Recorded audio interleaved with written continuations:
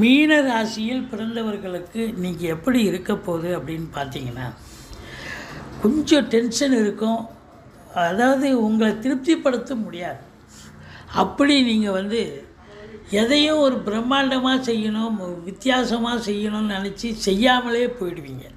அதனால் கொஞ்சம் நினைக்கிறத உடனே செய்யுங்க.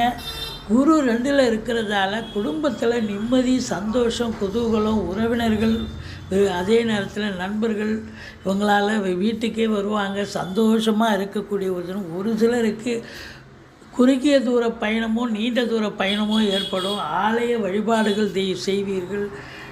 குலதெய்வ வழிபாடு கூட ஒரு சிலர் செய்யக்கூடிய அமைப்பு. அம்மன் அபிஷேகம் மிக சிறப்பான ஒரு நாள்.